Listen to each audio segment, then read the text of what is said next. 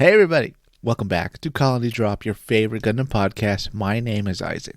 And my name is Brian, and this is a podcast where we talk about anything and everything related to the Mobile Suit Gundam franchise, from the anime to the music to the models to the movies, clothes, food, music, you name it, we do it all.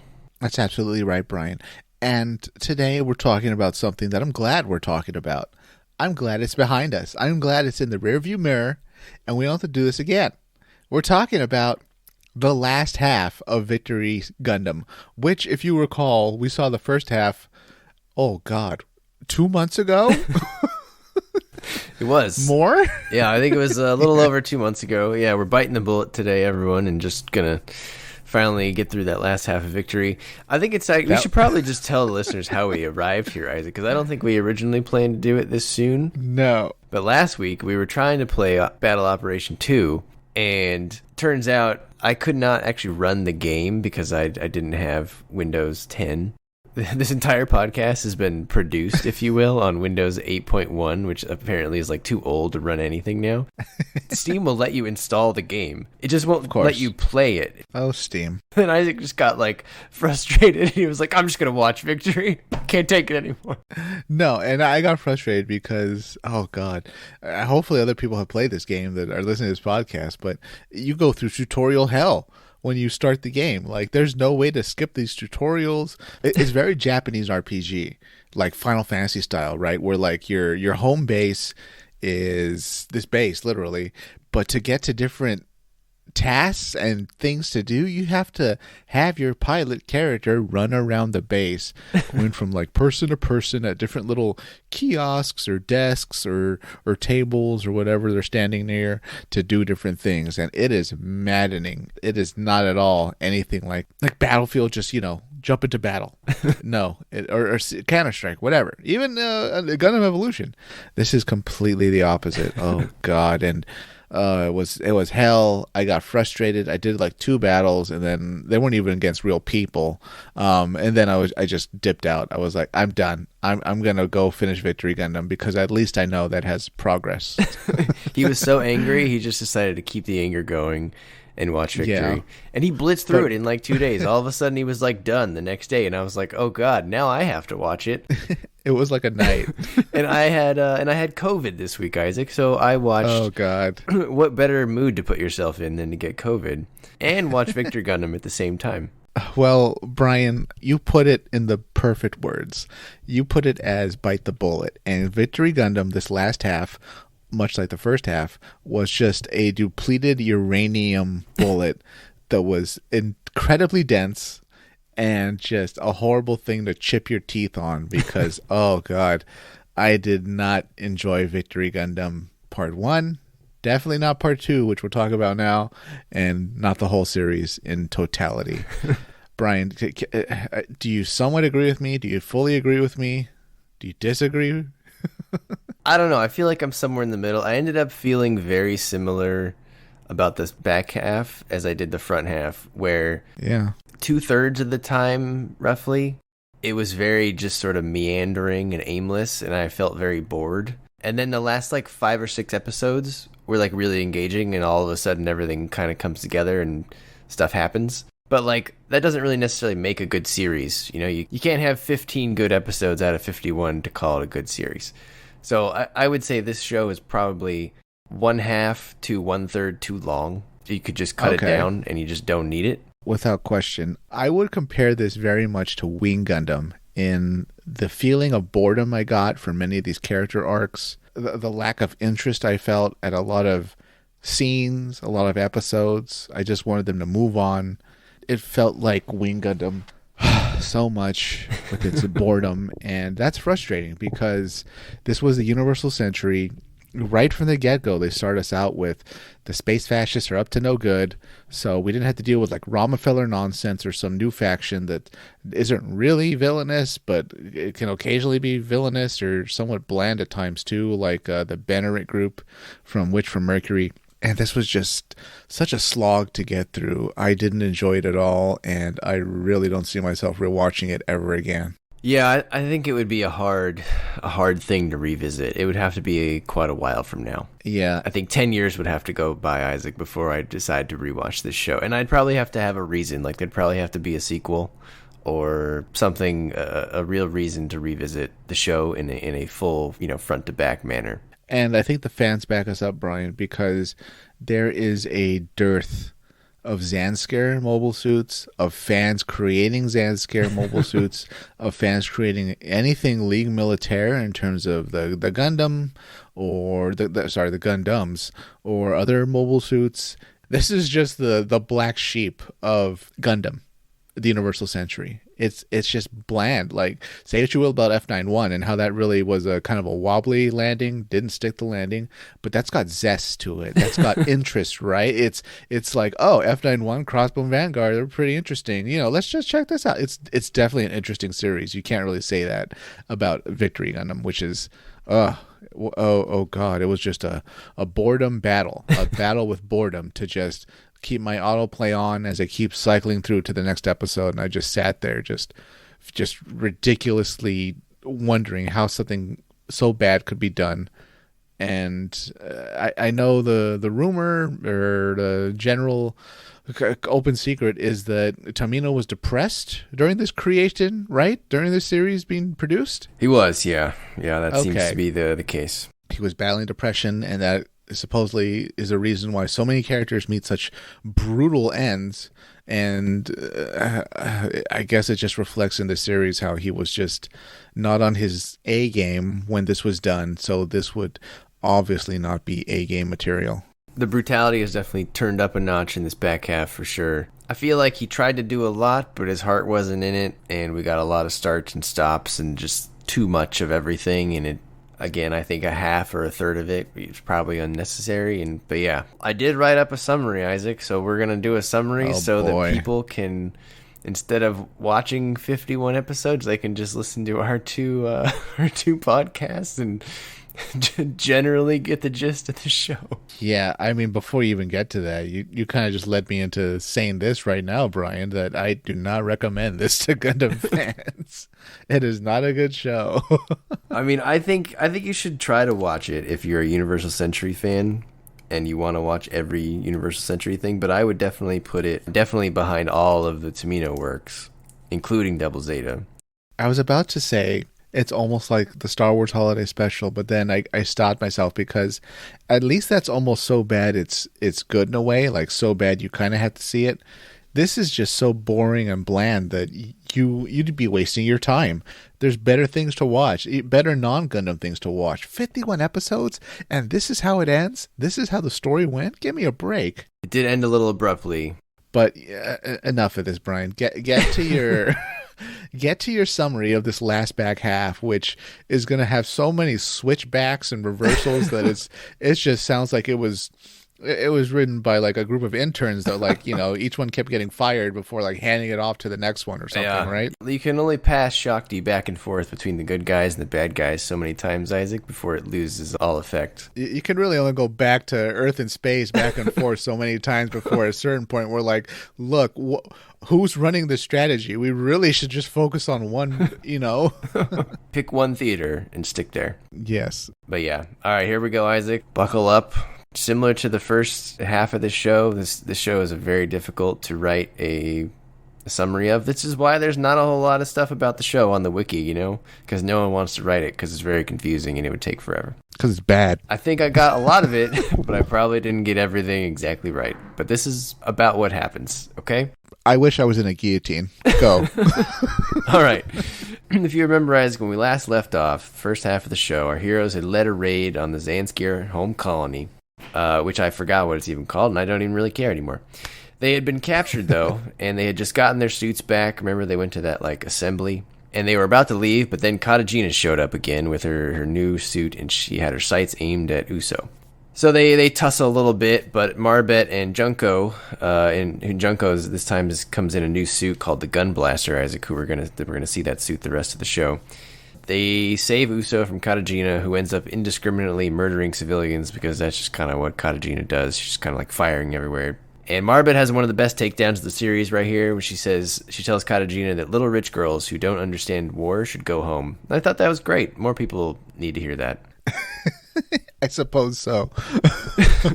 The Rainforest Junior, which is now the junior model, Isaac. This is where they took the old, I think it's Alexandria class. They combined those squid parts on it. So for the rest of the show, our main ship is going to be the Rainforest Junior or the Reinforce. No one answered my question, Isaac, if it's really pronounced Rainforce or Reinforce. It better be Reinforce. I would assume it's Reinforce, but I'm pretty sure the way they spell it in the subs indicate, in the official subs, they add an E after the N.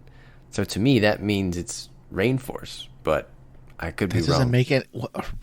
I don't know. No, this must be like when someone of another language hears two words that sound similar, like reinforce and rainforest. So they threw them together almost like with the spelling, and that's how we got here. Could be, but it's reinforce. I don't know. I said the whole first part. I said rain. Should I go with reinforce this time just to mix it up, and that way I'm right in one. Sunset has decreed that is canon reinforce. All right, we're going reinforce. All right, Rainforce Junior. They planned everyone there. Captain Gomez and fake Jin Hannah. They planned to fire Kylas Geely at Zanscare, the colony, because the Sugan fleet is there nearby, too. So their idea is, hey, we're just going to fire on them. We're going to get their colony. We're going to get all their forces all at once. But Cronicle put the bomb on it, and Junko sacrifices herself to disarm it, but it goes off in her face, and Uso watches her get incinerated. That was rough for me, Isaac. I love Junko. She's like one of my favorite characters. Horrible. I couldn't believe that not only did she die, but she left me in the first episode of the back half, Isaac. I had to endure the whole other 26 episodes without my favorite character in the show. God damn it. It only gets worse from here, Brian. Because more people are going to die. But she saved Uso, Isaac. So in my book, Junko saved the world. So rest in peace, Junko. You'll be missed. I think I'm going to try to get some banner art for our channel, Isaac, with Junko on one side and maybe Shima on the other. I feel like those are our spirit women. Maybe, but Shima was just so much more cooler. I don't know. I think Junko's pretty cool. If you're going to pick a good Federation woman, I'm going with Junko. Say what you will about Shima, but she never would have been dumb enough to try to defuse a bomb in front of her face. Junko was desperate. She was a brave woman. I'll give her that. She was very brave. So they do end up firing Kylas Geely, but Katejina, that throws off the aim a bit by detonating Chronicle suit, so it misses the colony, but it does get a lot of the fleet, so they did get something out of it. The Reinforce retreats to another colony, which I believe is called Macedonia, but they're taken prisoner there, Isaac, because it's under the influence of Zanscare. And everyone on the Reinforce is assigned farm work as POWs, because why not? While there, Marbet and Oliver decide to get married, because that's what you do when you get assigned farm work. Cronicle attacks, though, and Uso gets taken by Katejina. This was kind of interesting, Isaac. The Macedonia forces don't really like Zanscare. They are affiliated with them, but they don't really want them doing operations in their colony. Right. And they end up getting beat up by the Zanscare forces and the League Militaire forces. They got the worst end of the deal. Kind of like what we saw in Crossbone Gundam about how, the different colonies have their own armies. It's kind of what we saw here. Yeah, and even earlier in the first half of Victory, because if you remember, it's almost a throwaway line. It's just one sentence. I think Admiral Sugan, or Sugar, whatever he's really called, Admiral Sugar, because he's sweet. He makes a one-off line, right?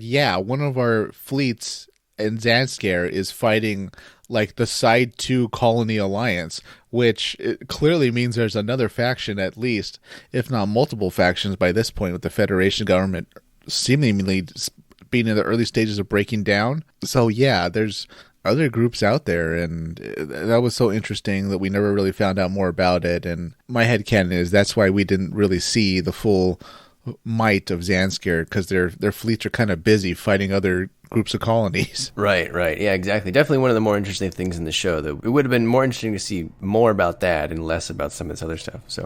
But while captured, Uso is greeted or taken care of by Officer Lupe. I think her last name's Sino, but I'm just going to call her Lupe. This is the bath woman, Isaac. So oh dear. She gets in the bath with Uso and wrestles with him to test him.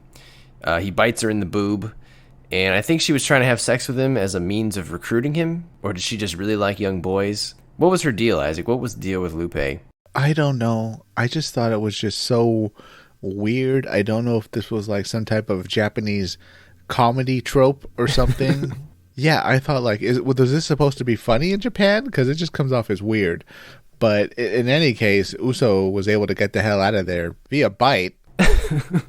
She even references it later, like she remembers the bite or something. And, now they're enemies or whatever.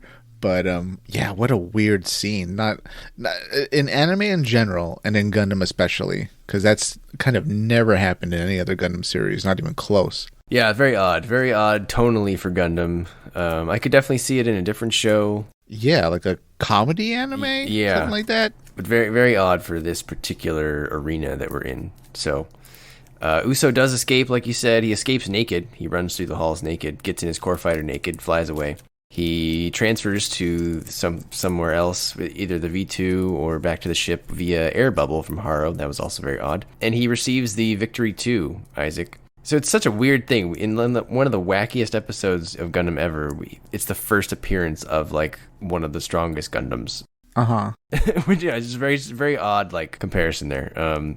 We find out that the V2 is from the moon, probably from Anaheim. We could do a whole separate episode about that because it's not really discussed in the show. But given that it came from the moon, seems like it likely came from Anaheim. Yeah, where else, right? Yeah, it was designed by Uso's mom, whose name is Myra Miguel. We're going to meet her and then say goodbye to her very soon. Oh, this was a good part. I think the next time they fight Zanscare, they're now using those tires, Isaac, your favorite thing, the tires. I think they're called the Einrads, right? And now they're using them in space. And Marbet has another great line. She says, "You're not supposed to use tires in space." That's correct, Marbet. You're not. I think in my translation, it was like, why are you using wheels in space, or wheels don't work in space? Something very dismissive of it. And she makes a good point, because why does it need to rotate I don't know. in space to move? Like, oh, Zanscare, your engineering and your goals. We're not even at the Motorrad fleet. But, oh, God.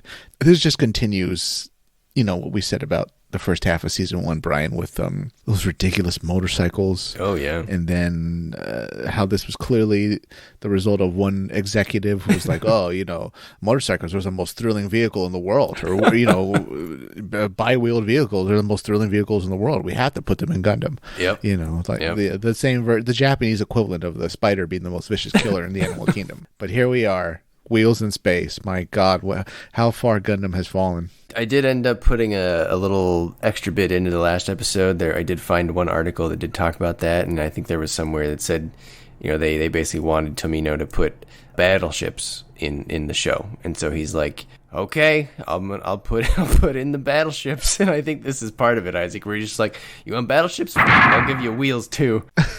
I mean, he didn't even need to go that far though, because almost every ship in Gundam is already a battleship. But I feel like they dared him, and he was just like, I'm just going all in on it. This is what you want. I'm going to give it to you. Yeah, this is like, I guess in homework in high school or something. Like you're given these instructions and you like follow it to the letter, but it's against the spirit of what the teacher wants, but you just turn it in anyways, and you're like, that's what you literally told us to do. Well, here you go. I told you it'd be bad, but you wanted it. I followed the rules.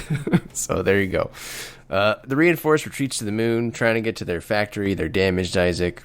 But they have to stop in a lunar city called St. Joseph, which is actually like a huge lunar city. Probably another one of the more interesting parts of the show. Was it like covered in a force field, or like how did that work? I don't know. I was just very confused. I was kind of more perplexed / hypnotized by how it seemed to be. It was so big, it felt like Earth. It was very big. It was very big. Yeah, the streets felt like an Earth city, unlike 0083 where we see the moon, and even looking at the streets and stuff, we're kind of like, well, we're clearly on the moon, or inside some internal building, Yeah. But here it was, no, I don't know if that was a force field or not. Yeah, because I didn't see a dome, but to your point, I was having trouble understanding where the barrier was between the city and the moon, and yeah, right. Very strange. They meet Myra there, Isaac, by accident. She's fending off some like Bespa thugs, if I recall. Of course. And they figure out that the Motorrad fleet is near and going to launch towards Earth. Shakti has a dumb idea that she should go talk to them. She gets captured. She gets stolen back. Captured again. Back and forth a few times, because that's what Shakti does. She's like a package. You just send her back and forth with like free shipping. You know what? This is F91 vibes all over again with Cecily / Vera Rona. And I was just like, oh God, what are you doing? You're trying to see your mother. You're the princess. They clearly respect you. And then you're like, you go back to your friends, but then you want to go back to your mother, and then you get kidnapped. God, just stop. And she does this like 3 or 4 times in the show, where she's like, I'll just go talk to him and ask him not to do it. And it never works. And so like I get doing it the first time, but the second, third, fourth, fifth time you do it, I don't know. Then it's like either you're dumb as a character or you're just phoning it in on the writing side. And again, I don't think Tomino was super overly concerned about it. Right, yeah. The Motorrad fleet does launch towards Earth, and now the Motorrad fleet is led by Cronicle and Pipiniden, Mr. Pip. This is like a reward for Cronicle, Isaac, because he did so well in the fight against Kailas Gili. He gets to lead the Motorrad squad. However, Oliver tries to stop them by kamikazing his core fighter into their giant flagship. I guess he thought that would stop them, Isaac. This was a dumb death to me, though, because it clearly wasn't going to work. His core fighter was not big enough to stop their ship. No, and yes, it was a dumb death. Heroic kamikaze like suicide? I was trying to understand it. I was like, this is just silly, you know? Yeah, and he's like, and as he does it, he's like, Marbet, take care of our child. Oh, God. It does nothing, too. It literally did nothing. Well, maybe not nothing. It seemed to, like, damage the front of that one ship. Yeah, but then they literally, like, launched to Earth either right after that episode or even the next episode. So it was completely in vain. They didn't need to stop, I think. No, I think they were kind of like, oh, he hit the thing. Should we, like, brush it off or, like, keep going? It won't affect us once we do re-entry. Hopefully the heating tiles are okay. Yeah. Someone with the mop needs to go out there and get that hamburger off the front wheel. Oh, jeez. So Oliver's dead. He believes Marbet is pregnant, which is odd because Marbet doesn't know she's pregnant. No one else knows she's pregnant. So I'm not sure how Oliver knew she was pregnant. So it goes. That's going to be a bigger story down the road. Zanscare sends out the Dagorla, which is a mobile armor shaped like a Chinese myth dragon. So imagine Shenron from Dragon Ball. And it's a bad design. Let's just say that. It is a bad design. It's kind of too slender, and the tail is almost infinite. That was weird. It's very long. Yeah, the sections can replace themselves, like if one gets cut. And it wasn't impressive at all because it gets destroyed that same battle, that same episode. Well, I loved it because they were like, now you can slice us as much as you want and we won't die. But then Uso's like, okay, I'll just slice you vertically instead of horizontally. Yeah. And then it lost. He cut it like perfectly down the middle too. It was great. So because Oliver's gone, Marbet gets the V-shaped fin antenna on her Victory Gundam. So again, the Motorrad fleet does launch towards Earth. They go into re-entry. The sites fight into re-entry, which is a classic Gundam fight, the re-entry fight. However, in this case, everyone lands on Earth. For some reason, they land on an island, Isaac, where they find a Maria cult. Yeah, very weird. And they're inside the cult, and Uso's in there, Shakti's in there, Katejina's in there, and she tells everyone, hey, Shakti right here is Maria's daughter. So they capture Shakti again, and then Uso fights an underwater version of the Dagorla. So he fights a water dragon this time, and he wins again. Same thing. Yeah, I mean, it was doing better than, pretty much anything else they had been using up to this point. Was it? Other than the Abigor. Remember the Abigor guy? He was cool. I kind of feel like your space specialty mobile suit should never be in the water. There's no way it could possibly be good in the water, right? There's no water Gelgoogs. There's no water DOMs, right? Well, watch. I'll probably go the MHQ and they're there. But theoretically there can't be, right? You need something specialized for water to be better in water. So it was ridiculous to see this thing in the water. That they clearly just wanted to recycle the design. So as soon as I saw the orange one, I was just like, whatever, just kill it, Uso. Just get it out of here so we can leave this really bizarre cult island that's there's an underwater base, but they also live on top of the island, which was weird. It was, yeah. Yeah, that was very strange. Yeah, I had to rewind rewind. Whoop, I'm a millennial. I had to go back earlier in the episode and watch that part again because I was like, wait a minute, is this an underground community? And then I checked again, and I was like, no, they're on an island. Why is there this underground base that like doesn't really do anything? You gotta have a presence in land, sea, and air, I guess. They just had set pieces they wanted to do, and they just checked them off. Yeah, well, I'm sure someone told him to put a dragon in there too, so he was like, all right, I'm gonna make the dragon mobile armor. Dragon mobile suit. It's useless. And so now we start to meet more of the Motorads, and these are the Motorad ships, Isaac. So the League military is going to fight the Motorads, and they have wheels. They roll on the wheels, obviously, like big cars. But the wheels they have a second purpose, and they crush buildings beneath them as they roll. So they're basically giant steamroller wheels. And they were designed to cleanse the Earth without using nukes. Now that's some creative writing, Isaac. It is the dumbest idea I've ever heard. It is the equivalent of a country, sending in bulldozers because they want to wipe out the enemy civilization. Like, are you insane? The amount of bulldozers we'll need to wipe a country flat. Have you? There's no amount that's high enough. It's insane. But to really like flatten everything, you'd have to attack it like you're mowing a lawn. Where you go in like a nice pattern where you go up and then down, and then up and then down. Like, that's what they would be doing. But, over the entire North American continent or something. That's insane, though. Just the scale of it, like, it's beyond impractical. Like, this show Zanscare is insane. Like, almost Jupiter Empire levels of insane. Because there's no logic or pragmatism to any of their plans. It's just nuts.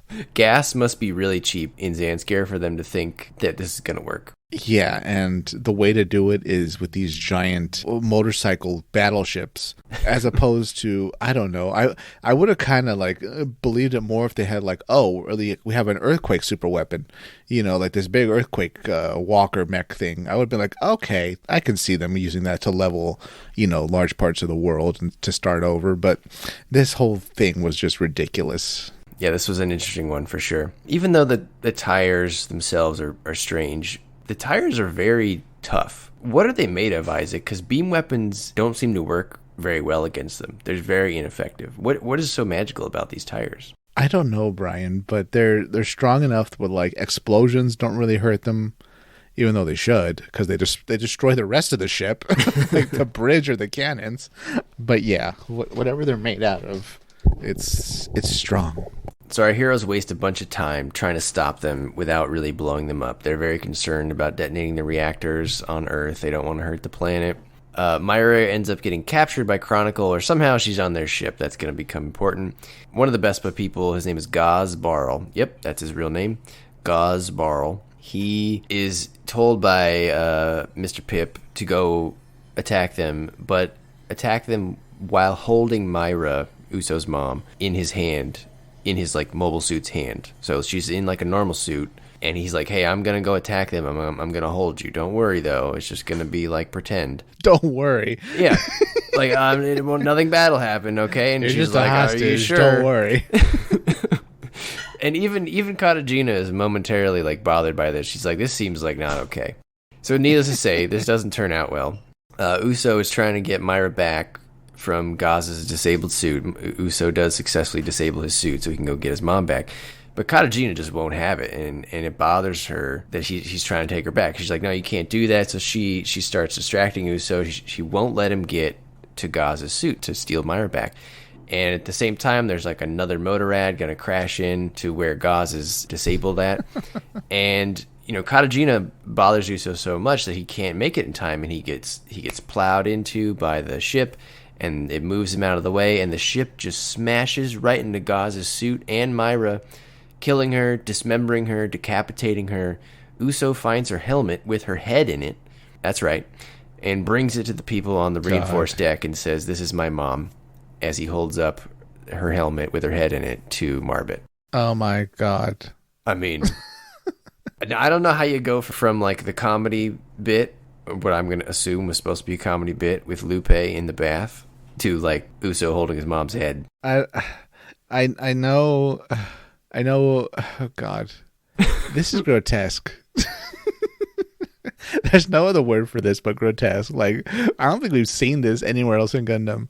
This just continues like his fascination with cutting off people's heads, like we saw earlier with the guillotine. That's kind of never happened anywhere else in Gundam. You know, I guess Caecilia's head coming off, but like that was really her torso kind of coming in half. But yeah, this was it was rough. Yeah, that was tough. That was tough to watch. Poor Uso. He obviously did not deserve that. Yeah, I'm not a fan. To make it even worse, he can't even really get back at them because immediately, like as this is happening, the Federation and Zanscare sign a ceasefire agreement on the moon, and so basically everyone has to stop fighting. And then Gomez, this next section I'm calling the aimless ceasefire. So during the ceasefire, Gomez gives everyone vacation because there's really nothing else to do. So everyone decides to go take some vacation at Casa Aurelia because they're back on Earth. But on the way, our biker friend Isaac, the guy who was going to revive the spirit of biking, Duker Ick, or however you say this guy's name, he is like, well, the League Militaire is not part of the ceasefire. It's the Federation and Zanscare, so I'm just going to keep attacking these guys. So I don't really understand the point of the ceasefire, Isaac, if Zanscare is just going to keep fighting the League Militaire. So anyway, for the next few episodes, he comes at our heroes trying to kill him, but it doesn't work out. You know, the Reinforced Squad and the White Arc Squad eventually get the best of Duker and his people. What's his girl that he likes? Paloma? I think that's her name. They end up dying. After they die, their spirits ride off to a cabin on motorcycles that they wanted to live at after the war. That was such a weird tangent. Like, first we know they're going to die, right? Because she's talking about how she's always wanted to live in a cabin or something, right? Yep. And then they actually die. But like they were the villains, and it just felt so weird to kind of shoehorn in, by the way, that guy that was head of the evil motorcycle squad, it turns out he's got a heart. It turns out he was a noble biker and he just wanted to live in this cabin, which it was romanticized that he wanted to live in a cabin, but at the same time he was like going to steal that cabin from someone else, right? It's so weird too, because they do this again with that other Zanscare couple. They do, yeah. Remember? Yeah, the one that's like, they were two kind of grunt pilots. They're really kind of shoving in here at the last minute, sort of both sides have hearts. Both sides are just people. It's like, well, one side is clearly letting women get decapitated, and held hostage and having machines flatten the planet. The other side is resisting. Yeah. What's your point here? Yeah, I'm not sure. It was very odd. The whole thing reminded me of like when your parents retire and they decide it's a good idea to get a motorcycle, and like it's just unnecessary. You don't need it. Yeah, it's a donor cycle. That's what it is. Don't get on it. But they are at Casa Aurelia, so they do bury Myra, or what's left of her, or I guess part of her. Maybe they just bury her head. I don't know. I feel like they didn't walk away from that battle with her body, Isaac. I guess they only had her head, right? Maybe they buried her head. Yeah, I guess. At least it'll be a small casket. Oh. You could just shoebox. I don't know. Coming out of that, the main thing I learned, Isaac, was that Katejina was irredeemable. Yeah. For preventing Uso from getting to his mom. Can you remind me again, Brian, how this went and snowballed from her wanting to be like an embedded spy to now being ride or die Zanscare? I don't know that there was a clear explanation other than... Oh, God. She went there, and then all of a sudden it was just, this is me now, and I'm going to do it. How ridiculous. Okay. I mean, her insecurities kind of come out a little bit later, but sort of not really. We'll get there, but... Just mad at the Federation, wanting something new. She's terrible. Yeah, she might be my most hated character in Gundam. Wow. Well, I don't blame you. Almost no redeeming qualities. Because this is around episode 34, I think, 36. At this point, the series is only like a half to 2/3 over, and she's already irredeemable to me. I don't care what happens the rest of the show. This next section I'm calling the Bells of the Zanuck, which has got to be your favorite part of the show, Isaac, because it's all about Fualla Griffin. I'll say this. The Zanuck might be my only Zanscare design that I like, and also the only one I'd probably consider buying. It's just so cool, so well designed. It had a cool role in the story. Yeah. Out of everything we've seen, Zanuck's kind of risen to the top in terms of like one of the only good, interesting situations / little mini bosses they fight, and yeah. Yeah, I agree. Out of all the things presented in the back half, outside of maybe the finale, the Zanuck part clearly seemed to be the most well thought out. Right. So they're at Casa Aurelia, and if you remember, listeners, in the beginning, there was a place they kept going to called Lagrange, where there's some sort of factory or whatever. And they're there again, essentially. And everyone in the place starts to hear these creepy bells, And there's a tale around there that those who were guillotined wore bells before they were, guillotined.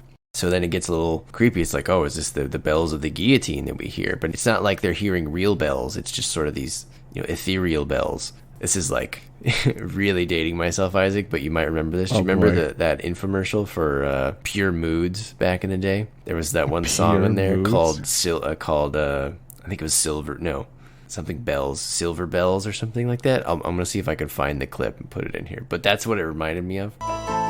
Set adrift with the timeless pleasures of tubular bells. So, anyway, some people will get that. It's a great reference. If you don't get it, don't worry about it. But then this city gets seemingly orbitally bombarded, Isaac. I was wondering if there was like a second satellite cannon, but no. Instead, it was just, it's her. Yeah, it turns out to be this new suit called the Zanuck. It's on this little platform, and they keep calling it a flying saucer. And she's just sitting sort of in orbit, shooting at this city. And it's piloted by the queen of the guillotine, Fualla Griffin, who's now has like bells on her face. Which I think it went one bell too far. I think if she just dropped the bell in the middle of her face, it would have been better. It just doesn't make any sense. It's such a bizarre, creative take on it that I just don't understand how she needs the system of the Zanuck resonates through the bells or something. I think that's what she said, and she needs those to feel where Uso's at during combat. I thought it was purely for intimidation purposes. I didn't think it was actually contributing anything to the actual operation. How is it intimidation if no one else can really hear it though? No, everyone else was hearing it. That was the thing. Everyone else was hearing the bells? Yeah, they were getting chills because they could hear these bells. And then when they heard the bells, that's when the orbital bombardment was happening. So she has speakers on the Zanuck. Well, I think it was a new type thing. I think they were feeling her bells resonate. There you go. That's a good... that's sexual. That is so... Okay, I liked how quick the Zanuck was. But I can do without the bells. I can even do without the new type abilities. And I can, because they really didn't work that well. I mean, new type stuff generally means you need to be like a high performing ace against other new type pilots. Sure, she was able to survive a few times against Uso. But the ultimate point of the Zanuck seems really to be as an orbital bombardment platform. You don't really need new type powers at all to point at a city and pull the trigger. Yeah, it's true. So did you get the sense, I felt like when she came back, she was a lot more powerful as a new type. Yeah. Do you feel like she was cyber enhanced or She had to have been. That's the only way I took it. That she got, she's a cyber new type now with, what's his name? Tassilo? Yeah, Tassilo, yeah. Tassilo, under Tassilo. She went from kind of being an officer in command to now she's just essentially a super weapon herself in a way. So yeah. That's her character arc. Yeah, I haven't checked that to see if that's the real story, but I assume that has to be it. Otherwise, I don't know. She didn't really have that new type ability before, or apparent new type ability. So she's a half insane sub boss. Yeah. So because it's they sort of chase the Zanuck away, but then the League Militaire chases it to space. So now we're going back to space, Isaac, which means we should have just not gone to Earth in the first place. And the League arrives at the Highland, which I believe is at Solar Battery, which now seems to be their HQ, because there's the Federation is there. There's lots of ships now. There's a whole fleet. We finally assembled a fleet, Isaac. It's getting serious now. Somebody flipped a switch and the Federation showed up. I don't know if it was Keyless Geely or the Zanuck. Do they even say why the Federation's getting involved? Oh, no, I know why. It's because they have early intel right on Angel Halo. Yeah. Okay. They'll show up if they know that there's a super weapon. Whoa. All right. Keyless Geely really even didn't count because it wasn't, as far as lasers go, it really wasn't on a scale enough to be a super weapon, I guess, It's super weapon-ish, but yeah, it's not huge. It's we'll call it anti-fleet weapon. There you go. I mean, yeah, relative to what the show had before Angel Halo, it was a super weapon, but yeah, compared to other things, not as much. No. So yeah, we do get to see a fleet here, Isaac, which is kind of cool. The Federation Admiral, he reminds me a lot of General Revel. He kind of even looks the same. He just has a bigger nose. Absolutely. Yeah. His flagship is called the Jeanne d'Arc, or the Joan of Arc, basically. Of course. It's a Rockeye Loom class, Isaac, though. It's basically the same ship that Bright Noah was commanding back in Charge Counterattack. This thing is old, but his is brand new. It's got a beam shield. Oh, yeah, like the beam sails almost. Yeah, the beam battering ram. Yeah, there you go. Uso meets his dad, who turns out to actually be the real Jack Hanna.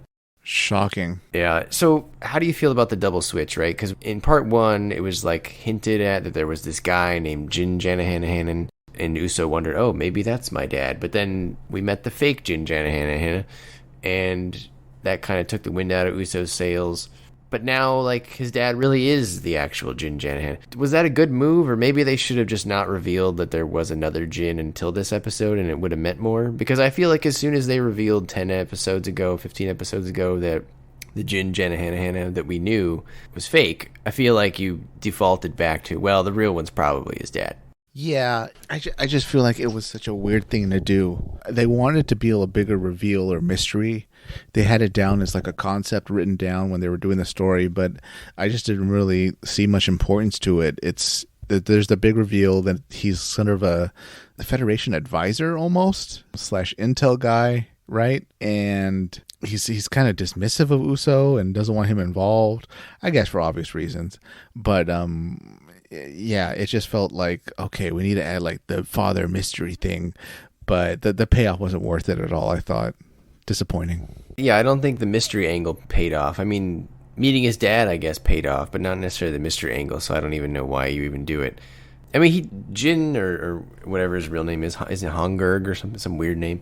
He does give Uso a hug, which is a rarity in Gundam for dads, so good on him. Yeah. He seems like one of the best dads that we have in the Universal Century. Is that fair? Yeah, I guess so.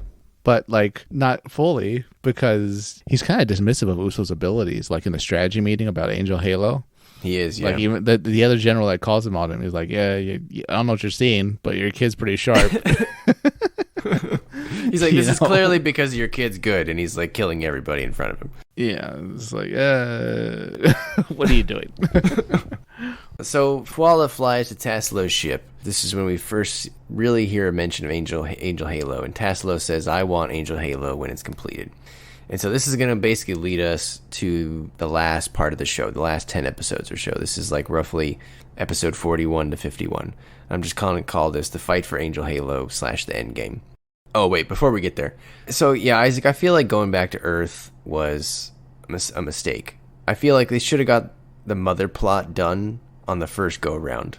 Like, we could have done mother in the first half of the show and father in the back half of the show. Because if the only reason we really went to Earth was to do the mother thing, we could have done that in part 1 and had less filler. Yeah, that's really how Gundam works best, if you think about it. Like, by going back to different set pieces, you feel like the story isn't advancing. Yeah, absolutely. It's weird to go back to the same place over and over again. It feels redundant. I don't know. I don't like it. No. And, oh, God, like you said, they should have just kept the mother on Earth. Maybe even have her be the one decapitated instead of the Count. Oh yeah, and yeah, he could hold her head that way. That would you'd get there you go double the use out of the same head. Exactly. I just killed two birds with one stone. I just cut off two heads with one guillotine. So again, this was very much not the most well planned Gundam series. Yeah. And then you mentioned how Uso's dad is dismissive of Uso, but from Uso's perspective, he's also taken aback at how different his dad is now compared to when they were in Casarelia. Mm-hmm. But I argue that Uso's just perceiving it wrong. This is probably how his dad was all the time, and Uso's just seeing him now as an adult rather than like as a dad. Like he's basically seeing his dad at work. Yeah, but like I don't know. I felt like the father edition was almost too late. It should have been done almost right at the start of the second half. I could see that. He did just kind of stand around a lot. He didn't really actively do too much, which is probably a mistake. At least he was more useful than Temray. Oh, that's true. He's like actually involved in their little, clearly inspired by Return of the Jedi, hologram super weapon attack meeting. Oh, absolutely. I'm glad you noticed that too. So when they mentioned getting back to the Angel Halo, so as Fualla flies to Tassilo's ship, he wants Angel Halo. we're going to have this very Star Wars-like meeting about Angel Halo where everyone's briefed on it. They're all in one room. That was completely a ripoff of Star Wars. Absolutely. This was the Death Star trench run. Not even that, but like the fact that the Queen will be on Angel Halo, like the Emperor was on the Death Star, and yeah, it's all very set up to wrap up nicely if the good guys pull things off. That's right, and that's how the show set itself up. Which, at least to the show's credit, at least now I knew what was happening. Right, there was a clear goal, so I'll give it that. Whereas before, we were just kind of like, right, well, we're gonna go to Earth and we're gonna go in the water, fight a dragon, and land on some whale bones and all this stuff. But so at this point of the show, everyone wants Angel Halo for some reason. Kagedi wants it because he created it, right? He wants to use it. Cronicle wants it to take Maria back from Kagedi. Tassilo wants it because he hates everyone else. And then Uso and the Federation, League Militaire, they want to destroy it. So everyone's goal at this point in the game is to get their hands on Angel Halo, to either use it or destroy it. And the show from here on out is very linear. It's literally a line. On one end of the field, we have League Militaire and the Federation, and on the other end of the field is Angel Halo. And they're just going to go get it. And in their way, in order, is Pippin, Tassilo, Sugan, Cronicle, and Kagedi. They got to go through everybody if they want to get Angel Halo. And that's basically what they're going to do over the next 10 episodes. And a lot of people are going to die along the way, Isaac. It's also clearly set up much like the end of the 1 Year War with the space fascists, once again, true to form. They're all seconds from turning on each other with their own plans. They're all ready to kill each other, to try to seize the super weapon this time. They just can't cooperate. They're the anime Sith, just killing each other at the drop of a hat for more power. Yeah, there were so many like double deceptions that I kind of just lost track, and I wasn't really sure if anyone on the Zanscare side was actually working together. Yeah, it also raised so many questions because like Tassilo, up until now, he seemed like a very by the book type of officer. Yep. And then to have this reveal out of nowhere was a little shocking. And then Cronicle, I guess he's concerned for his sister, and he clearly rightly sees that Gady's behind her manipulation, but he's kind of been along for the program too long to have not seen that. You know, Gady's been running the show for, I assume, years by now. So why now? Yeah, I feel like Cronicle, whatever his plan was kind of half-baked, and it didn't really come to fruition. I don't know if that was just because we didn't spend enough time with Cronicle or what, but he seemed like a underdeveloped character. Yeah, I'll somewhat amend my answer and say the appearance of a super weapon this powerful changes almost everybody, because Tassilo's in the know about its power, so he automatically thinks by seizing this he can rule. The Queen Maria, she commissioned this and thinks it'll help the world. You know, what an idiot. Gady knows this is a weapon to really secure power over the Earth sphere, and he'll pretty much win in one shot. He doesn't really. This really explains why the Zanscare Empire really didn't really care too much about going toe to toe with the Federation fleets if they had this card up their sleeve. Sure. Because you don't need a fleet battle if you have this weapon. And then Cronicle, Mr. Loyal Brother, out of nowhere, decides to turn on the government leader that he's, I assume, been in countless meetings with for years until now. Because all of a sudden this weapon changes everything, and he realizes what Gady really is, which maybe he did at the last minute, but whatever. Everything's happening at once, and we all know how it ends. They all turn on each other and try to kill each other and all that. Yeah, so Pippin and Lupe die first. Uso kills Lupe in battle, and either she or her spirit flies her suit back to Pippin and like hugs him while he's getting ready to go out, and she explodes basically in his face. And the dude didn't even get out of the hangar, Isaac. He was going to take out his new mobile armor called something that we didn't even really get to see. So, kind of sucks for him, but oh well. Yeah, Pip and Eden, I would have almost believed him going evil more. Well, they're already evil. Him going coup d'etat rather than Tassilo. Well, he wanted Angel Halo too, remember? He's like, wow, we should take it, Lupe. And I was like, dude, you're not going to get it out of all the people. Not with that hair. But yeah, that was kind of a weird way for him to go. I thought we'd get more from him. Instead, just a shocked look as his ugly gold mobile armor goes out, which reminds me of the mobile armor used by that one bad guy in 00 that was like their handler. Oh, man, I don't even remember that. It was a gold teardrop shaped ugly mobile armor, but whatever. Pip, the end result would have been the same, because anyone in a mobile armor dies. So don't you dare go out it unless you're ready to die. Yeah, Pip wasn't going to be successful either way, I think. I mean, Lupe, Uso had a pretty good put down when he was fighting Lupe. He told her, if you want to be a mother, go bear your own child. And then he killed her. And I was like, oh, like, that's rough. And then when she died, or when she blew up, she said, that's right, boy. I don't need to be someone who associates with useless men. And then it flashed back to the bathtub scene. I still don't understand this character, Isaac. I honestly feel like Lupe and Pip and Needon are superfluous characters, and they should have just been deleted from the show. Yeah, maybe. And I mean, if you think about it, she's been with useless men for a long time, because Zanscare is almost no closer to their goals. If anything, they're farther, because they have to rely on Angel Halo to win. Was her thing that Uso was the only non-useless man in her life? Was that what she was trying to get at? I don't know. Because he couldn't do anything in the tub? That's so bizarre. God, this show is just very strange. It's a tied up knot of nonsense at times. So one obstacle between the League and Angel Halo has been removed, and that is the Pip and Needon fleet. Tassilo's sort of next. He's now trying to get some from Fualla. That was odd. That was also a turn, right, for his character. When he shows up, you see him in Fualla. He just like palms her ass. And like all of a sudden he's like trying to get with Fualla. That was weird. That wasn't like in part one. I didn't get that vibe from them at all. No, especially that dinner they had where like he told her you're going to be executed. Yeah, that was very odd. It was so professional, almost and cold, and now they're like, well, we're gonna do a little coup and rule the government, so let's just get randy here on the bridge. You know, it's like,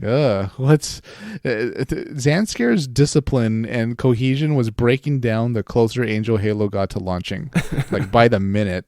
Again, just another strange thing in this show. It's also the young people. If you notice, like Gady and Sugar or Sugan, they were towing the line. Yeah, that's true. They're still on the same plan they've had probably for years to take over the Earth sphere. Yeah. Gady's just sitting there like, I'm just waiting to use this Angel Halo thing, guys. Like, what are you all doing? You're supposed to be guarding the base. But like, they just can't do it. Yeah. Sugan's their admiral. I guess the Gady's right-hand admiral, and he's still trying to fight and do admiral stuff. But man, they're making it hard. With age comes calmness, apparently. Yeah, you're like, oh, these damn kids. They think they can take over the government in like one day. Everyone's just hooking up with everybody and betraying everybody. Yeah, just lap dances on the bridge. What's going on? I leave for 5 minutes and look, everything's collapsing. Someone bit her boob. What is going on? So Fualla goes out. Uso destroys the Zanuck. It was a good fight, though. That was one of the better fights in the show.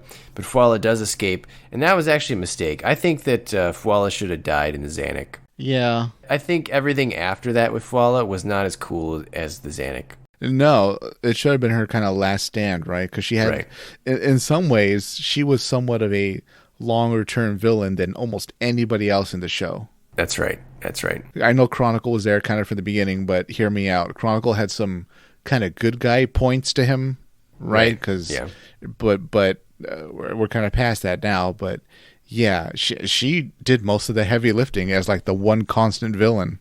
Yeah, I would say in the back half, she's one of the bigger villains. She was one among many as of part one, and then when you look at the show as a whole, she's probably right below Cronicle and Katejina by the end of the show in terms of your antagonist who actually pilots a mobile suit. Yeah, but again, we suffered from the writing. She should have had maybe the best final mobile suit battle, but she was robbed. Unfortunate. So the Zanuck goes down. We're going to see her new suit here in a bit, but it's definitely not as cool as the Zanuck. Plus, if you're going to replace the Zanuck, you got to do it with something cooler, and her replacement wasn't as cool as the Zanuck. So probably one of the most interesting facts we got in the back half here, Isaac, is the Fed General or Fed Admiral. I believe is his name Mubarak, I think, or something like that, right? I don't know. Are we talking about a guy who looks like Revel? Yeah. It's General Neville. General Neville. Mubarak Starn is his name. Oh boy, that's a rough one. Yeah, right.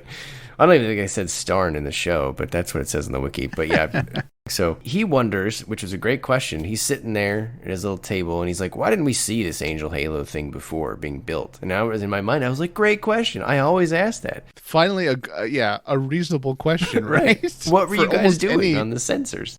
This is a question that asks for every super weapon that ends up in the Earth sphere. Like, what the hell happened? How did they build a laser this big? That's right. And Uso actually comes up with the answer, Isaac, because he wonders if it's because the transports from Jupiter brought the pieces. And Mubarak is like, wow, that kid's probably right. Because Kagedi did come from Jupiter, and apparently his party was responsible for collecting the helium-3 supply as their government restructured into the Jupiter Republic Alliance. Which I really like because it totally reframes Angel Halo as a Jupiter weapon, basically. Yeah. Or, something from Jupiter. And given everything we've read about Crossbone, that fits right in with the Jupiter MO. It's also sort of if you're counting in, well, there's no way you shouldn't count it in as canon, but Crossbone, the manga series, is canon, and Skull Heart is canon. This does not bode well for, what was the princess's name? Oh, Bernadette. This does not bode well for Bernadette as the government leader. Wait, what, did she end up being the government leader for Jupiter? No, she went to Earth to live her happy ever after, right? Well, she came back after Steel 7, so we haven't seen what happens to her yet after Steel 7, but there is the sequel that we haven't read yet does take place at the same time as Victory Gundam, and we do see Mr. Kagedi, I believe, does make an appearance, so we will see them again. She's clearly not doing a good job if they're shipping super weapons in parts like they were just delivered by Amazon over to the Earth sphere to be assembled and turned into a weapon that can kill countless people. Man, if you reframe Jupiter as like Amazon, that is a little frightening. Now I'm a little frightened of Amazon. The evil megacorp, yeah, who just controls the shipping lane for all the powerful products. Oh, makes sense. Yeah. So Shakti has another bad idea. Now she wants to go talk to Chronicle to see if she could, stop Angel Halo somehow. So they take her to Angel Halo somehow. I don't know how. Because remember, the whole point was we were trying to get to Angel Halo, but then they just take her to Angel Halo earlier. So that's kind of strange. At Angel Halo, we see Kagedi clearly manipulating Maria. She believes that this is just going to make everyone not want to fight anymore, not really hurt anyone. And he's like, oh yeah, we'll just spread our peace. And I mean, Kagedi looks evil, right, Isaac? There's no way you should trust that guy. She is one of the dumbest people I've ever seen in Gundam. She is. Just how she's let this get so far, how naive she is. Yeah, she's way too gullible. It is ridiculous. Almost as ridiculous as those high-level guards / assistants that are in the wigs. Oh yeah, those guys are weird. What were they called? They were called her something guard, right? Not royal guard, but something like that. Yeah, whatever. Ugh. So Kagedi turns on Angel Halo with Maria inside of it. And I guess we should talk about Angel Halo briefly. Angel Halo is a Psycommu fortress, is what the wiki calls it. And basically it's controlled by one new type in the center in the control... I'll call it the control ship, I guess. They call it the key room in the show, but it's basically a control ship. And it's powered by these... I think in the show they say there's 20,000 human batteries, which are called psychicers, that are sort of amplifying all the psycho waves that the one new type is then focusing and controlling to do whatever that new type wants to do. In this case, she is telling everyone to stop fighting and instead to think of happy, peaceful memories. And what's happening is it's causing people to fall asleep, and basically that mental state that they go into is going to start causing mass cellular degeneration, and basically they're going to die, or their mental capacity is going to be basically ruined. Quite a debilitating weapon, really, Isaac. I mean, there's not a whole lot of defense against this thing. No, it's a little abstract, too, as far as Gundam weapons, which are usually a big burst of energy, a big wave of energy, a beam of energy, whatever. This is just so literally a cerebral type weapon. It's different, I'll give it that. I'm not sure if it has a big finale type fireworks show, though, that we're normally used to. It's definitely a more weaponized take on new types, which I think is okay. I do wish it was in a little less wacky of a show, or just a little more well put together show. I think it could have had a better showing, but it is still in principle a very debilitating weapon. So they turn this thing on, and it starts affecting people on the battlefield, particularly Uso. He's trapped sort of between illusions and reality, and he's fading back and forth, and it's basically putting him in mortal danger because he can't really tell fact from fiction on the battlefield. Odello does snap him out of it, though, along with his memories of, like, the Shrike team dying of all things, which is pretty disturbing. At this point, Uso gets the Buster upgrade, which is, like, some more guns for the V2. He duels Fualla, who's in her new green suit. Tassilo takes Maria hostage, and his coup begins. He tells Maria the truth about the people degrading from being used by Angel Halo or being affected by Angel Halo, and Maria's like, what do you mean? Kagedi said it would be okay. And then Tassilo's like, would you really believe that guy? Look at him. In terms of Kagedi, though, Isaac, to my point, he does look like an evil guy, right? But I feel like, and you can read what he's done that's evil on the wiki, but I feel like in the show we really haven't seen him do anything that evil. No, you just sort of know that he's behind the war, he's the real leader of the government, and by default of being behind the war, he's a bad guy. Very vague details, though. It could have been done better. If you could lose some other characters and give us more background on him, I think that would have been better. At least, you know, like in 0079, you think of, okay, we didn't get a whole lot about every single Zabi member, but what we did was very informative. By the end, you knew that Degwin was waffling. He didn't really want to go down the complete Giran path. No. You could tell that Giran was a complete psycho. You know, you could feel the bloodlust that Cassilia had. You got a good sense of who Dolza was. I feel like you don't have that here for Kagedi, and that kind of holds him back as being a huge villain. Maybe you just don't need so many people. I mean, you don't need Pip, you don't need Tassilo, Kagedi, and Sugan. Maybe you just need two of them. You know, I don't know. Yeah, I would have liked more background on him, but there's no way that would have happened with how the story was done. And I'm not surprised at all that he's just such a vague figure that we know he's bad because he looks bad. Is what it really boils down to, and that we're told he's bad. It's also another disappointment because if I think about the times that Jupiter was used in the animated series, it was always very intriguing, right? In 0079, we had Shalia Bull, the man from Jupiter. Didn't get a whole lot about Shalia Bull, but he seemed very intriguing. Zeta Gundam, you had Paptimus.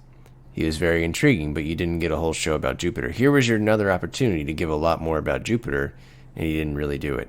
You get the one thing that Uso talks about, but he's not even from Jupiter. You kind of want to hear the Jupiter stuff from Kagedi. Again, missed opportunity. Definitely. It could have had like a cool like final speech, like where he lays everything out and calls Maria stupid, and you know how Jupiter's always wanted to do this to Earth, and you know now's their chance and they're finally going to be able to do it, and there's nothing that can be done to stop them. So the people of Earth are starting to fall asleep. Their decay is starting. and the elephants too, apparently. We already have so few. Yeah, they're already endangered, Isaac. And this problem is going to get worse, apparently, if Angel Halo lands. So the next step of this is they're going to direct Angel Halo to land on Earth. Which would be impressive, because, like, how can something made of moving rings land? You know? You just move it in. I don't know. But who am I to say? Because I assume the moment it'll land, it'll start going over like a unicycle over the land. You know, just like everything else that the Zanscare have designed. Yeah, what if they put wheels on it? It is a wheel. It's multiple wheels. That's true. Just rolls on its own side. Yeah. Fualla is about to kill Marbet, and she feels the baby inside Marbet and stops. She hesitates. Uso capitalizes on this moment, kills Fualla, so Fualla's finally out of the picture. Again, I think a little bit too late. Shakti's now praying in Angel Halo. You know, Tassilo took Maria, obviously. She's no longer in there. Shakti had gone in there to try to convince them to stop doing it, and Cronicle was like, no, you're going to need to use Angel Halo if you want to do this. But Shakti thinks she's praying to the battlefield for people to stop. She's actually directing her stuff to Earth, which is like making it worse. And so Uso's like frantically trying to get to Shakti. He's battling his way to Tassilo. At this point, he's in like full ace mode now, Isaac. He's just like killing everybody. Finally using the Wings of Light, kind of probably the way he should. Mm-hmm. But as Uso finds Maria and Tassilo, he does get in there. I think he's on Tassilo's bridge, right, or something? Yeah, I think so. Maria asks Uso to kill her. She wants to stop this. But Uso doesn't want to do it because that's Shakti's mom. And Tassilo just straight up murders Maria right in front of Uso. He shoots her like 3 times through the chest. That was pretty brutal. I mean, it defeats the whole point of wanting to kidnap the queen. It does. I was a little confused what his plan was there. Was it just because she left him no choice and he thought that would help him get out of the situation? Or why do you think he killed her? He had almost gone insane by this point, just this maddening plan to just storm Angel Halo, seize the queen, and try to rule the Earthsphere himself. I think he figured without her, he still had Angel Halo, even though he really didn't. Yeah. And he could pull it off anyways. So she was just extra baggage. She was dead weight. Maybe he thought that Uso was going to kill him anyway, and so he might as well take Maria from him. I don't know. Sure. Poor writing. So anyway, as retribution, Uso kills Tassilo by lighting up his beam saber basically at point blank range. And Tassilo's not in a mobile suit. Uso just holds up the beam saber and lights him up. That's pretty brutalizing. I don't think we've ever seen that. Yeah, it was... No, actually, a beam saber kill is pretty rare, especially a double kill. Yeah. Just like vaporized him. Yeah. Turned it on and off real quick. It's all you needed. Doesn't Fualla go in the same one? Or... I think she was already dead at that point. She jumped in it in a spacesuit, I think, or something like that. Oh, maybe. Yeah, I don't remember. A suit, and then I think it flicked towards her or something. Oh, no, that was that team of women. Oh. That were, like, using the RPGs to, like... Oh, yeah. I didn't even... Yeah. They didn't even make it into my summary, but that's like you're talking about the Bikini Squadron, right? Yeah, that was ridiculous. It's like, whoa, you'll distract them like that. See, this show just had, like, the dumbest idea of fan service. You know, it just detracted from the story. Like, I don't even want to talk about that. That was just such stupidity / callback to Char using a rocket in the final base. So, funny story about the Bikini Squadron, Isaac. The first time I saw them, I had actually fallen asleep, and that was the part I woke up at. But they were like already, in the scene. Like I had skipped the intro, and that was what I saw when I woke up. And I was like, "Well, what did I miss? Like, what the hell's going on? Like, I have to like rewatch this episode now because I don't know what's going on." Well, they didn't last long, Brian. No, they did not. So at this point, Tassilo's dead, Fualla's dead. Maria's dead. V2 gets the assault upgrade now, which is basically extra armor. The Psychicers are dying as people start shooting Angel Halo because Angel Halo is full of all the Psychicers or the human batteries. They're lining the walls of this thing. Because Angel Halo, I guess we should talk about its appearance, Isaac. You did mention it's a bunch of rings. It's a bunch of concentric rings that are... Sometimes the rings are different angles. So like one layer of the ring may be a different angle than the one inside it, and so on and so forth. So the actual appearance I thought was pretty cool. Yeah. But it's a weird weapon in the sense, Isaac, that to your point, it's not a giant beam. There's not a lot of defense on it. It's like a transport ship, essentially. It's just got people in it. It's really like the Death Star, if you think about it. Like, it needs a fleet nearby to kind of protect it. Sure, it's got, like, maybe a couple guns or something, but not really. Yeah, it's just kind of a sitting duck. And so when it does get hit, what's getting hit are the people inside, and they're basically flying out, dying, and they're all basically in some sort of, would you say, like, cryo sleep or stasis? Yeah, I think Uso or somebody in passing, I think it was Chronicle, said, oh, these people are all, like, brainwashed. You know, so they're, like, brainwashed and then put into these tubes in a hypnotic state or something. I don't know why they have to be in tubes, but yeah, their psychic energy, I guess, is just being fed to Maria to amplify, or whoever's in the cockpit, because Shakti was in there too.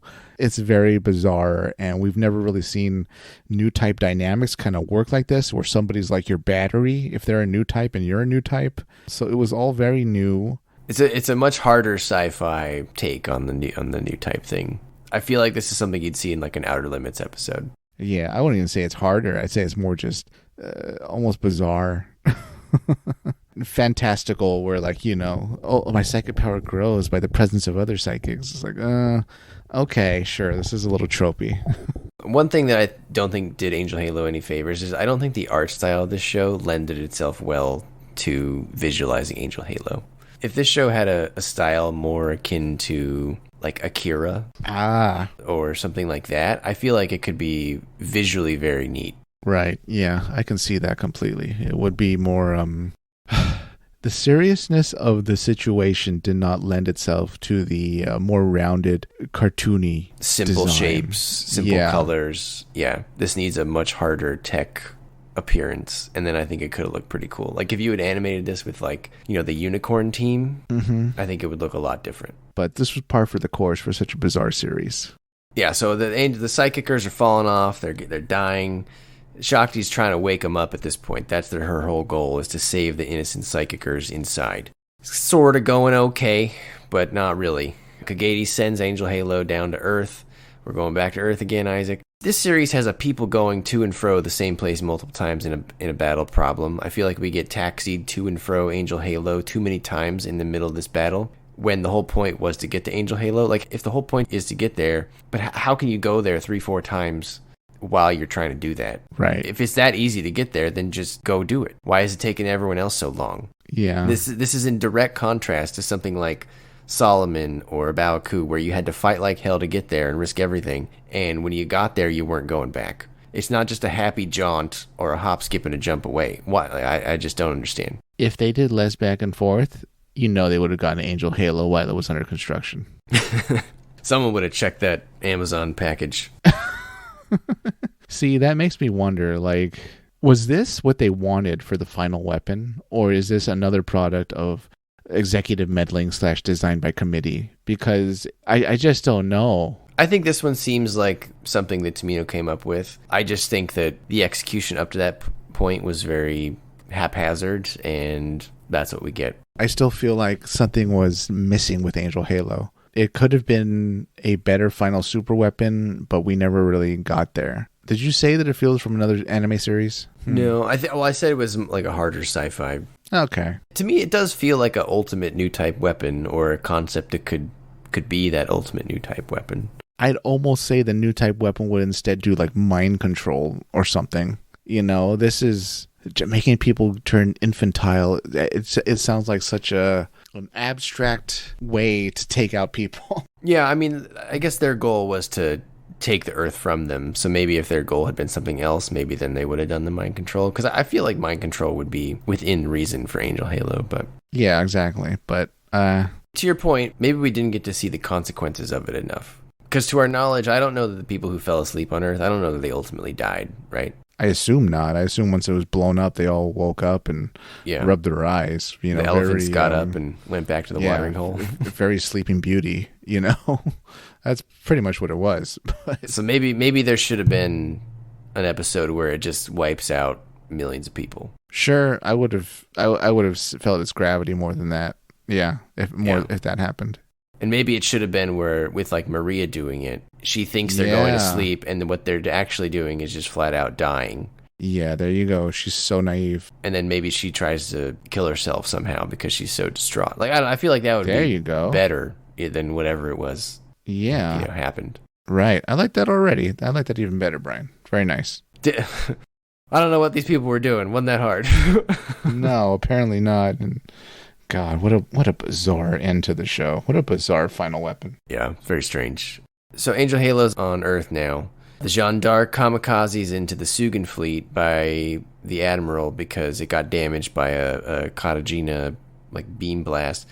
But Cronicle swoops in and blows up the bridge first before it can actually do its kamikaze. So now it's just kind of flying slowly toward the Sugan fleet, Isaac. There's a bit of a disappointing end for Admiral Mubarak. Yeah.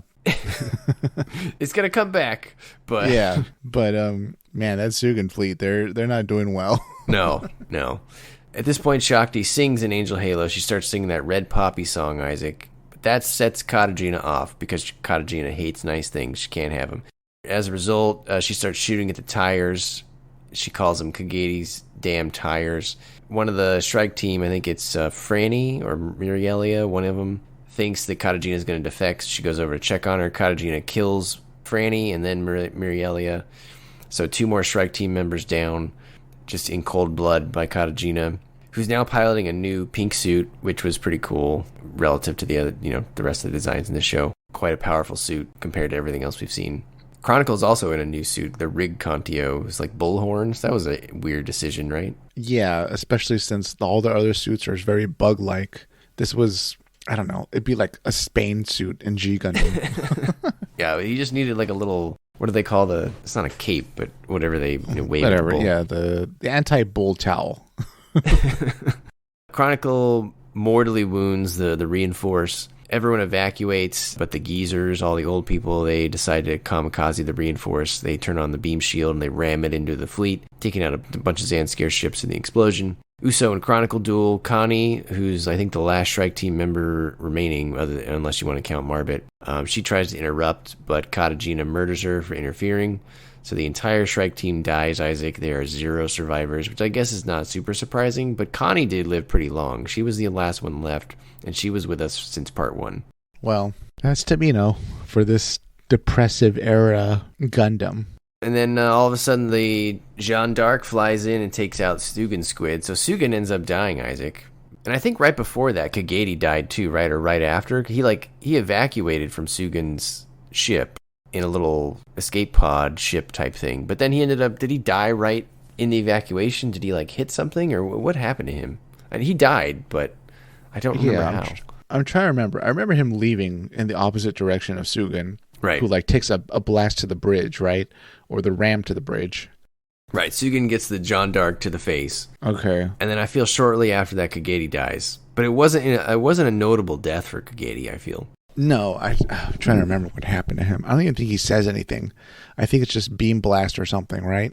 Yeah, I feel like it was maybe he goes in a beam saber. I don't know. But yeah, Kagedi's dead too at this point. That's bothering me. I'm going to have to watch it. Shakti wakes up the Psychicers, the rings start breaking apart. Katejina kills Odello, which was one of the more shocking deaths at the end, Isaac. I thought Odello was going to make it. He'd been with us for a long time. The strangest part about that, Isaac, was that, Odello and Tomas, they had been together for a long time. Tomas was shockingly absent while Katejina was fighting Odello. And we don't see him the entire rest of the show. So he's not dead because we didn't see him die, but he just wasn't there. He wasn't helping Odello. So way to go, Tomas. You got Odello killed in my book.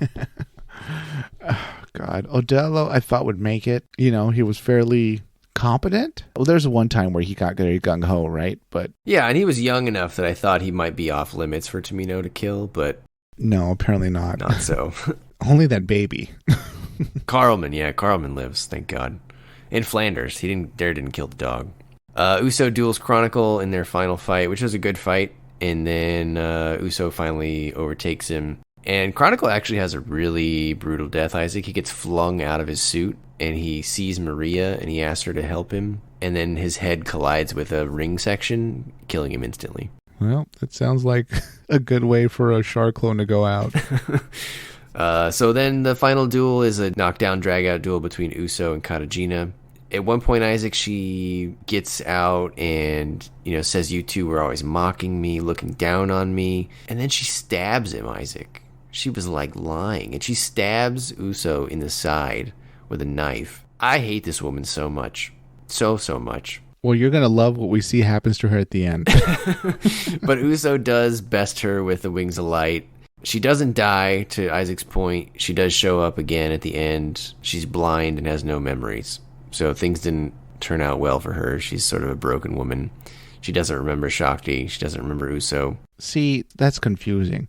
So the wings of light can, give off a blast that blinds you? Is that what I'm to understand? I don't think they made it super clear why she was blind. I just assumed that she was blinded by some sort of explosion. Okay, well, Adrian Halo didn't really explode so much as disassemble via new type powers and reconfigure and float away. That's true. I was assuming it was something to do with her suit, because her suit did take a lot of damage, so presumably there was some sort of explosion by her suit or very near it. Then she, I assume, got her head bumped, or maybe she got blind not from a light source, but maybe she hit her head too hard and her retinal nerves disconnected. I guess we'll never know, but man, what a vague way to take someone out and then you bring them back after the fact. Right, and I guess we'll just wrap it up here. So Uso catches Shakti, and whoever's still alive, they all go home to Costa Aurelia. Marbit, Uso, Shakti, they all live in Costa Aurelia. Martina's alive. Alicia, however you say her name, she's alive. Presumably Tomas is alive. Flanders, Carmen, Warren is alive, so I guess he gets to be with Martina. Katejina comes through, and I thought it was interesting, Isaac, that Shakti doesn't tell anyone that Katejina comes through, right? She doesn't show Katejina to anyone else. Maybe she thinks that she's the only one who could deal with Katejina. Everyone else would be too mad at her. Or she just had so much pity for her, it seemed, the way she reacted when she left. And I wonder how Uso would have reacted, I don't know. I think it's a good thing to keep that woman away from Uso, though. Yeah. That woman has a hold over Uso for whatever reason. and it's not good. Right. I kind of feel like part of me wants to believe he would have forgiven her. Probably, because Uso's a nice guy. We'll never know. But man, I hate that woman. Oh, and so the one thing about the end, Isaac, that was unclear to me, which I did look up, after the Jeanne d'Arc is evacuated, or not evacuated, but after they decide to go on the kamikaze, the Admiral looks over and Uso's dad has left. And he's like, oh, you're a smart guy, Jin. And we never see Jin the rest of the story. He's not even in the end. But he didn't die. It turns out he's in the Crossbone manga. He continued fighting after the fact to go focus on the next threat. So Uso's dad survived, but he doesn't go live with him in Casarelia. So it's a very weird relationship. Yeah, left to go focus on the next threat. Yeah, very job focused. Maybe he doesn't want to deal with all the loss, losing his wife, and I don't know. I mean, I haven't read it, so maybe those of you out there who have read it, maybe he does imply that he has contact with Uso. I mean, I assume he does, right? He wouldn't just like not talk to him anymore, but kind of a weird person to not include in the epilogue, I think, right? Yeah, definitely. Very, I don't know, like a secret agent. Right, yeah. Very strange. The other thing that I thought was notable is we do see the Victory and the Victory 2 in Casarelia at the end. Usos and Marbet are keeping him there basically just in case things go wrong and they need him again one day. That's very much in contrast to other shows where we don't really know what happens to the Gundams sometimes. If you think about it, we don't know what happened to the Zeta Gundam. Now that you mention it, I guess we don't. There must be a side story. No, it's a unresolved plot point. Oh, wow. No one knows where the Zeta Gundam is. Huh. Or the Hyakushiki, I believe. Double Zeta, we know. Judah took that with him. Okay. RX-78, we know that got destroyed. New Gundam, we know what happened there. Sazabi's on Axis. Unicorn, we know that's sealed away. But the Zeta Gundam, we don't know. The ones we do know what happened to them, they sort of have a more definitive fate, where they were destroyed or something like that. Where the V2, very, very powerful Gundam, is just sitting in the forest in Eastern Europe. I wouldn't even say sitting. Yeah, decaying almost. There's like overgrowth on it. Right. It turned into junk like I wish this series was in my mind because it was just a bizarre, disappointing series, Brian. I don't know what else to say. Didn't stick the landing. Wish it did. And man, I feel like a broken record because it just didn't stick the landing. This was just, it had so much promise and it didn't end up delivering. And it's a tragedy really because it had a lot of interesting characters, interesting plot elements, the super weapon. I'm not fully down with Angel Halo, but it's kind of a start. I think it's half baked, but I just feel such a bizarre kind of feeling after finishing the series and not enjoying it at all. Well, not at all, but mostly. I can definitely say I enjoyed parts of the series. Did I enjoy the series as a whole? That's a hard question. I think the answer is generally no, because there was more time when I wasn't enjoying it than I was enjoying it. Yeah. Right? And so, you're right. So whatever I said earlier, 15 episodes that are good, I don't think those can outweigh the other 35 that were bad. I also think it makes it really inaccessible. Isaac, I don't know who's going to be able to watch this whole show. Yeah. You know, Tomino did say don't watch it. So I guess we're the fools for disobeying his directions. I guess so, but like, I'm trying to think if there's anything redeeming about the show. I mean, I think it had some good designs. I personally think the V2 Gundam is a great design. Just the base model, I think, is very simple. It's very elegant. I think it's one of the better Gundam designs that there are. I wish the show was better, but I really do like the V2 design. Yeah. The fully upgraded version, the Assault and the Buster. It's pretty cool when you look at the model kit. I think the line art suffers a little bit. In the show, it was neat. It's definitely very 90s looking, but if you like those kind of things, I think it's good design. What did you think of the Gun Blaster, Isaac? I feel like you would like that design. See, it was okay. They felt very much like the Flints. Yep. And I liked how they looked. Not because they were like super sinister or anything, but they looked like a good kind of mid-range, well-equipped, assault heavy, precise targeting mobile suit. Yeah. And I thought they were a pretty cool design. Maybe the only one on the Lee Militaire side that was interesting. But that said, I still feel like I'd rather get a Zanuck. And before the Zanuck, I'd rather get even like a high mobility Zaku or something from like Southern for the Southern Cross Squad. But let me ask you a question, Brian. Do you feel like this series is a missed opportunity, lost opportunity? Both probably. Okay, yeah, because God, the more I'm thinking about it, we had this cool religious angle with the queen. We've reached almost a point in the UC where it seems like new type abilities have gotten stronger. She can heal people, the whole bizarre bell thing. What else? The Angel Halo itself. And this is like peak new type abilities. Well, it's sort of, but then again, the entire show had no funnels and no bits. Yeah, which is bizarre. It's very odd, right? Like, the Victory 2 is very strong, but it doesn't have any bits. Was that an animation choice? Just like they simplified the animation, they knew like the complexity of animating funnels, keeping track of where they were would be too much? I don't know. Maybe there was just the decision to not go down that direction after a certain year in the Universal Century. Because remember, in F91, we noted the same thing. There were no funnels there either. If someone knows the answer why there are no funnels after the UC 120s, I would be interested to know. Because, to your point, Angel Halo, is that the ultimate new type weapon? I mean, funnels and bits are synonymous with new types, so... I'll boil my statements down even further and go to the characters. Because Uso, as a very young character being in war, would have been such an interesting take. I know it's always like a teenager thrown into the cockpit, but what was different about this series was it starts with him in the cockpit. He's not really thrown into it. And it just seems like his arc over the series was really just loss after loss, very traumatic losses.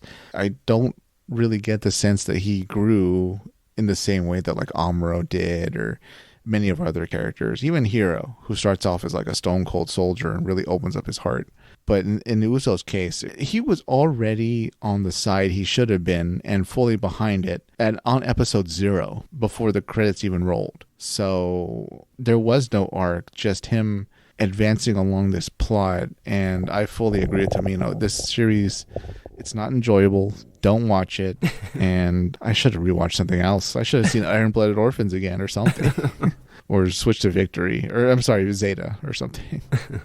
I think, to your point, the concept of the show was fine. If you boil the show down to like a high level, like what is the conflict, right? Of like Earth is in tatters, the Federation is going down. There's a new upstart colony that's trying to start some stuff, and their opponent is a depleted Federation. So they're really only dealing with this essentially, grassroots organization on Earth who wants to defend it. There's nothing wrong with that premise. So therefore, I think it's a problem of execution. And we know why the execution was bad. Tomino was depressed. He didn't want to do the show. They made him do the show anyway, and they made him put stuff in the show he didn't want to put in the show. Another thing that killed the show, Isaac, I think, is they ordered 51 episodes. Yeah. Right? If they had ordered less episodes, maybe we wouldn't have so much stuff that doesn't matter. They had no idea what to do, so they had us go back to Earth, then back to space. This is what happens when you put, I need 50 episodes of Gundam. I don't care how good it is, but I need that. Go give it to me. Right, yeah. Put all these characters in it. We're going to kill them all off. One's going to die every 3 episodes. Right. So I think it's definitely a missed opportunity, given that it now leaves a weird spot in the Universal Century timeline, where I feel like while there's plenty of stuff in this timeline related to the Crossbone manga, I feel like they're going to be very hesitant to touch it with animation anytime soon. Yeah, I don't want them to put any time into this to expand it. I don't want them to make more master grade models from it. Let's just kind of leave it in the past, skip over it to something else in the UC or right before. I mean, Uso's still pretty young. You could make a sequel with him. Oh, God. What? Not against Zanscare, though. No. Zanscare's... Well, that's a good question for you. I got the sense... Remember there was that one ship left, sort of like near the end, where they were like, oh, maybe we'll barely make it back to the colony with our ship in this condition. It was a Zanscare ship. And in my mind, I was like, are you the last Zanscare ship? Are they all gone? Maybe an even more important question. The colony? Is Zanscare down to one colony? Well, they have their one main colony, right? And then the other ones I'm sure they have some under their influence. But, I'm talking about the one like where the Queen Maria's palace was. But like I got the sense that Zanscare had been mostly defeated in that last battle. I feel like they had basically everyone that they had was there. Right, yeah. They made a big deal about Sugan's fleet, and they needed the Tassilo fleet. All fleets are now done. Yeah, the Federation, to their credit, when they have to mop the floor with somebody, they mop the floor with somebody. They steamrolled them. Yeah, it very seemed like that was it. Their leadership's gone, so we can assume that their smaller fleets were gone too. Yeah. So I hope that's it for Zanscare, because if you're a Zanscare fan, reach out, because I don't see any Zanscare fans anywhere. People who like Zeon, people who look at them don't think, oh, they love Zeon because they're a fascist. I feel like if you liked Zanscare, there's no reason for you to like Zanscare unless you really are really into person. Like, hurting people basically. So yeah, they were a bland form of like the space fascists, right? Zeon's got like zest, and everyone kind of goes along with how campy Zeon is. But Zanscare was just this boring, kind of bizarre, half-religious, wig-wearing, boring version of evil. And maybe that's where they could have used some of that Jupiter craziness to shade it a little bit, give it a little bit more color. But again, we didn't get that. Yeah, Dogady, I would have really liked a more inside look at his speech or his goals and stuff like that in like a speech. But we were robbed of Dogady. Right, we didn't even get a speech from Kagadi. No, there's almost always the I am evil speech, right, that a villain does. But Dogady was just, he gave that speech years ago to probably to Shugen, when they were having lunch, going over their plans. I like that you're calling him Dogady, by the way. Oh, whoops, Kagadi. Or Gady, sorry. Was that a, not Freudian slip, but you know what I mean? It's a Jupiter slip. There you go. Wishing that the other antagonist was here.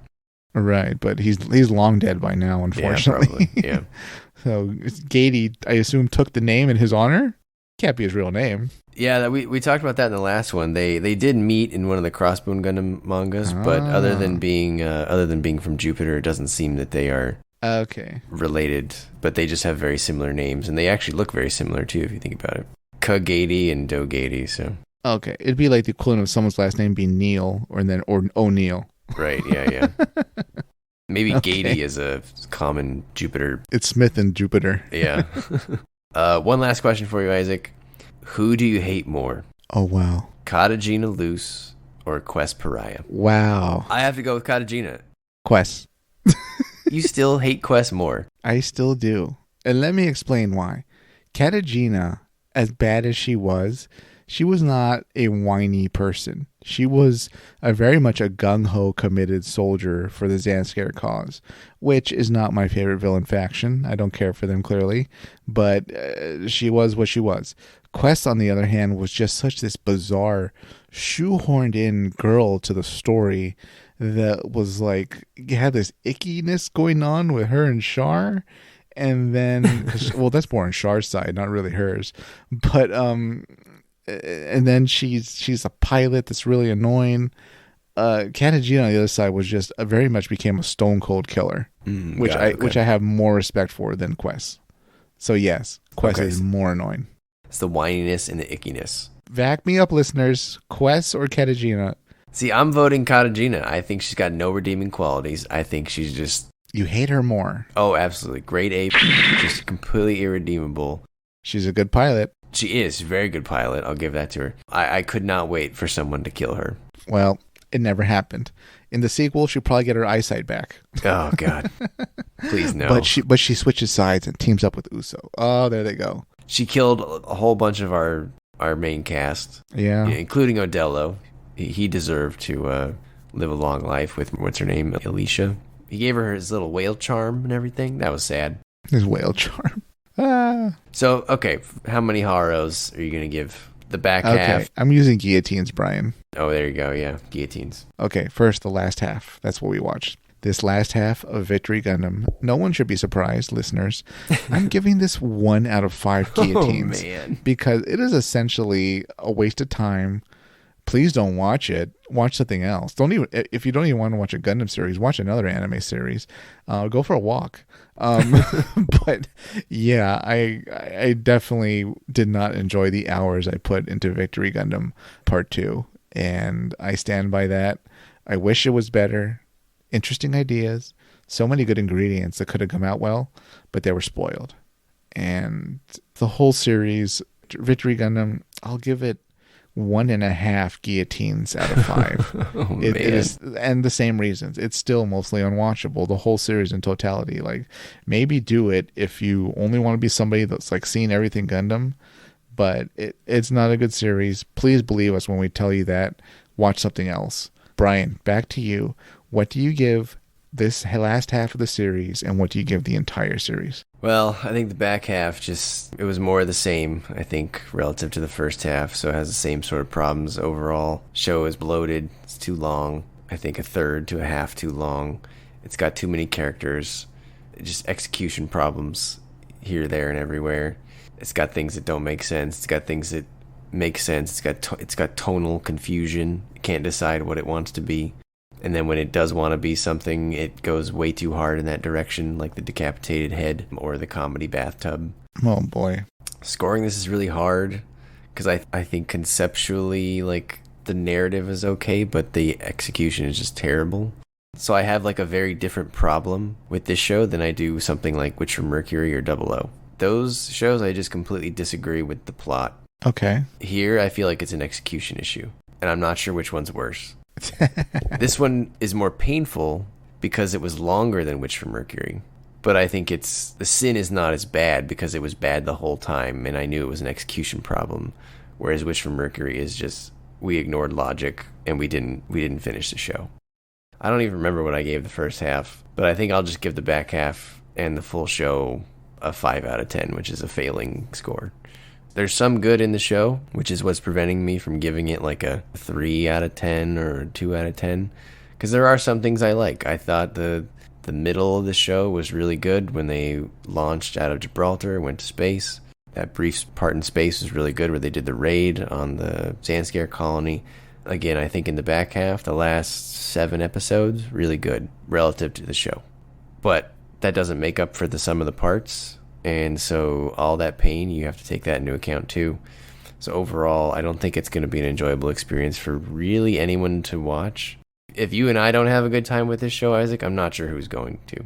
No, nobody should. The designs aren't really worth the slog. The characters aren't worth the slog. The story is not worth the slog. Take it from Tamino yourself. Please don't watch Victory Gundam.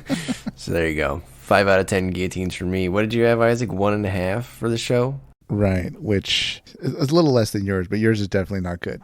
No. I think I'm more generous probably on scoring than you, and for me to go to a 5 is tough. See, it's bad enough that I don't want to see side stories. I don't want to see manga prequels, manga sequels. I'm just kind of over Victory, over Zanscare. There's one Victory Gundam side story.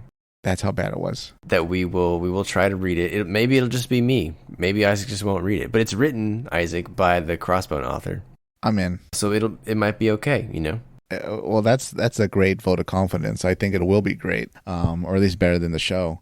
So I'm optimistic about that then. I mean, I'll say this, Isaac, that if there was like a Gundam abridged, you know, like DBZ abridged or DBZ Kai, I think there's a 25 episode version of this show that's much better.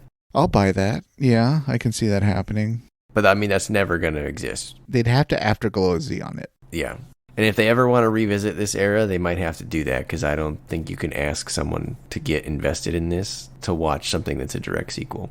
If we ever do revisit this era in animation, it's going to be more towards the G-Savior time than this because they need to set it far enough out from this so that people don't have to watch it. Yeah. And they might even do it past G-Savior because I don't think they definitely don't want people watching G-Savior either. I'd almost want like a Victorious Gundam that's like a side story happening at the same time with like a Victory Gundam that was a prototype or something like that. And we see other elements of the League Militaire fighting Zanscare, and we hear about Uso and the Reinforce and all that, but it's just done so much better, and it's only like 15 episodes.